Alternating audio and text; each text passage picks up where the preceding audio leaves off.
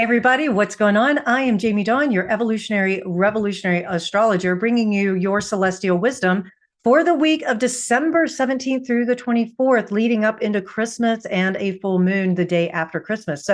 And you can see I have my lovely grand dog Rosie with me. Thank you for making your debut, Rosie. For those of you who are following me, my daughter and her husband have moved out here, and so I get time with my grand dog again. Super happy about that. And here's a couple of other things that are happening that you need to be aware of. Big announcement. I am returning to radio. I'm coming back for the Jamie Dawn Show at 12radio.com. And that is going to happen at the end of January. So this Mercury retrograde, and some of you have already shared some stories, and we've connected about your Mercury retrograde experiences. It's happening. So for me, this Mercury retrograde has been, it's just kicking off. I'm actually recording this during the second day that Mercury has stationed retrograde and now is appearing to move backwards. But one of the things that when I reached out to Mark Hudson and I said, this 1-2 radio thing is not going to leave me alone. It's time for me to come back, but I'm not doing it until Mercury is direct and out of shadow. So that's why I'm waiting towards the end of January, partly because I have a Capricorn rising. Mercury is retrograding through the early degrees of Capricorn back into Sagittarius and then direct again. I'm going to talk a little bit more about that for this video as well. But I wanted to put that out there. Also, as you know, I have podcasts with G. Brian Benson, as well as with my daughter, Tatiana. And there's a new episode that is uploaded for you to watch, listen, however you can gain some insights. We're talking about transitions, and that's a big thing right now. It's up for us all the time. We're always transitioning into something. So have a peek at that podcast with Tatiana and I. It's called Far From the Tree. And I have to give a shout out because I'm recording this the day before Tatiana turns 30. Boy, I thought I was old, or I felt old when my son and daughter-in-law had the grandson, handsome Samson. That's what I like to call him. But now I look at this and I'm like, wow, 30 years ago, I gave birth to this beautiful human being. Yeah. So anyways, we're going to celebrate her birthday with a holiday tradition that my mom and I have established. And then she and I, my daughter and I also, we're going to go see the Nutcracker Ballet tonight. And super excited about that, to spend time with her in that beautiful Christmas kind of tradition. So for whatever holiday you guys are celebrating, I'm wishing you a very happy holidays. If you're not celebrating, bah humbug, just enjoy the lights. Hopefully that's what it is. As you know, many of you know, I am not a religious person. I'm a tradition person. I believe in ancient traditions, and I think they serve us because it gives us an opportunity to deepen our energetic and personal work, spiritual work, if you will. And it gives us an expression, a healthy expression. So, like I say, I was talking to a friend of mine the other day at the ski lodge, and yes, I'm back on skis. Thank you, everybody, for that good juju. And it's still baby slopes, but I'm getting back. But anyways, this friend and I were talking about just all kinds of different things, and something came up about religion. And I said, well, I don't really buy into dogma, but I do buy into tradition. So however you choose to express yourself, that's on you. So here we go. I'm going to express myself through the theme of astrology and intuition. As you know, this is a Mercury retrograde show this week. Everything that's happening this week, just about everything, has to involve Mercury. Now, the thing about Mercury retrograde, I want to just talk about what it's really good for and how you can utilize it. It's great for resetting things. It's great for rejuvenating and revisiting and returning and remembering. And that's part of what 1-2 Radio has been for me. Is I had a show for 8 years at 1-2 Radio, and then I just felt like a talking head. You know, I was like, I don't have anything I felt authentic to say. Plus, I was going through a lot of transformation and change during that time, and I really needed to do my own self-care. I needed to go deeper into what was important for me. And that's what this Mercury retrograde is going to invite for all of us, is a chance to maybe rejuvenate something that we've pushed off for a while, or maybe we're returning back to our authentic selves, returning home, returning back to our heart, remembering who we are. It's funny because when I first started my business years ago, professional intuitive business, I use the theme of remembering who we are, where we come from, what we are at our essence, why we're here. And so I just keep thinking about that. It was called Intuitive Interpretations, if anybody wants to know. That was the original name of my business. And it was just all about remembering, because very often we wander around this world thinking we're lost, thinking that there is something broken or wrong with us. But when we can pause and remember who we are at our essence, our core, which is love, which is light, which is joy and beauty and harmony, then, then we can act from that place. One other quick announcement while I'm thinking about it is I am going to be on Oliver Guthorm's show, The Oliver Show on 1-2 Radio. It's going to be his last show of the year. And we do a little predictive time, a little chatty time like he and I do, because we have all these experiences and inside jokes. So you have to cut through some of that. But super excited that I was able to record that with him. And that's going to be aired the last week of December. And then he's going to be my guest at my second show at 1-2 Radio. So anyways, I just had to throw that out there. Now, let's talk about what this week, continuing to talk about the Mercury retrograde, but what is happening. So Sunday, I just want to put this little pin on the map that on the 17th, Moon and Saturn are going to connoodle briefly, meaning they're conjunct. They're within 1 degree of each other, and then the Moon continues and separates from Saturn. But we also have Venus quincunx, as I've mentioned to you before. Quincunx is like an irritation. It's that thing that is at the back of your mind or somewhere out there that you just can't get to. Well, it's going to be quincunx Chiron, Venus says. And so this day could have a little bit of ups and downs, a little moodiness could come in, but we can also use it as a chance to trust our intuition to be able to say, you know what, not everything is as it appears to be. Let me not take things so seriously, brush off some of those irritations and frustrations, and just enjoy being here in this moment, whatever Sunday brings up for us. Now, with this Venus quincunx Chiron, remember, Chiron is the wounded healer, but it's also the great teacher, because Chiron taught Apollo the lyre, music, right? And so we have to look at it that way too, is that it might be that we're trying to come up with some form of teaching or some form of being able to nurture someone with the Moon and Saturn, and they just don't want to deal with it. So that's where we have to just go, okay, this isn't a time for me necessarily to be the teacher. Maybe it's the time for me just to be the witness or be the jester, if you will, But with Venus involved and Venus in Scorpio, this can often show up in the way we relate to others, right? So it might just be a conversation we have with a beloved or a friendship or something along those lines, something that just gets said or done that tweaks a little wound inside of us that says, you were imagining or dreaming that you could have that, but I don't know if you really can. That's at Saturn in Pisces. It's like, yeah, here's some imagination that comes into play, but what's the reality of it, right? So there could be some challenge that shows up. Now, Monday, moving all the way through the week, we've got Mercury retrograde, as I mentioned, trining, which is a harmonious aspect. There's an easy aspect to Jupiter. And so that's the gift of this Mercury retrograde, is that we're going to have Mercury dancing around this trine to Jupiter until it makes a square to Saturn, which I'll talk about later when that happens. But right now, this week helps us to have more positive thinking, helps us in manifesting, because we're believing and then we're seeing. That's the gift of this. And so our intuition also gets expanded. It's a great time for socializing and having really good conversations. Now, the shadow side is we might be overthinking some things.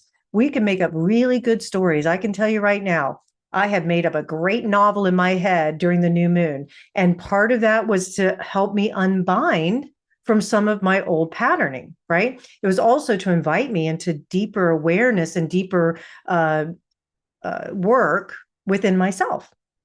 Because guess what? I'm human too, and I have my own wounding. I have my own fears, insecurities, whatever you want to call it, that can get triggered, right? Thank God people can't get into my head. Whew, you would imagine how many makeups and breakups and all kinds of shit that goes on. Anyways, I'm sure you can relate. But with Mercury trining Jupiter, that's the shadow side of what could happen, is that we can start telling ourselves a story and then it just keeps going on and on and on. But we can use this as a positive time, because when Mercury's retrograde, the image or the feeling that we often get is we become more intuitive because we're more internal. We get more pulled in.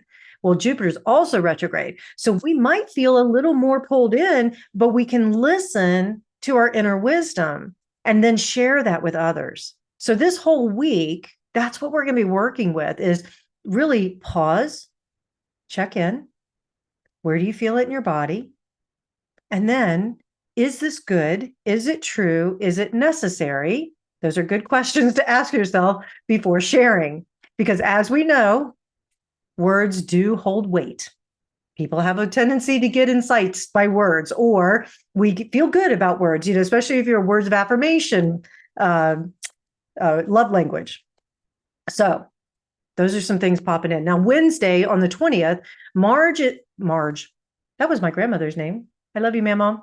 Mars is in Sagittarius, and Mars is quincunx. So again, that irritation to Uranus, which is in Taurus, and then Venus is opposing Uranus.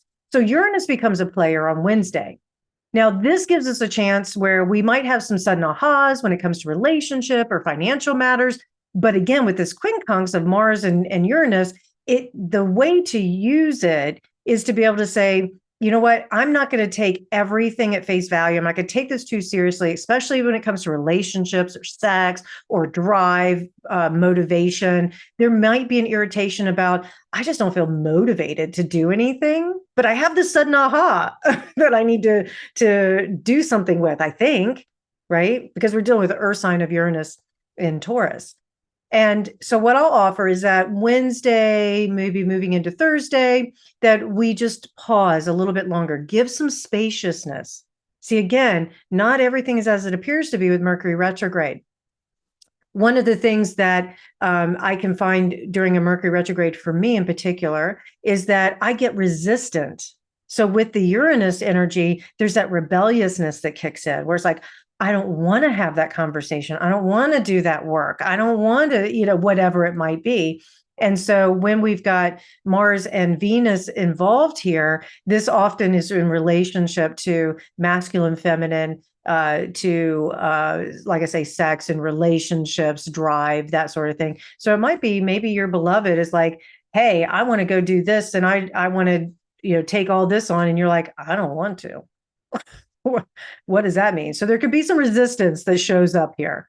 Just be patient, walk through it, check in. Remember, you don't have to do anything as an adult. So check in. What do you want to do? What's true for you? What's authentic for you?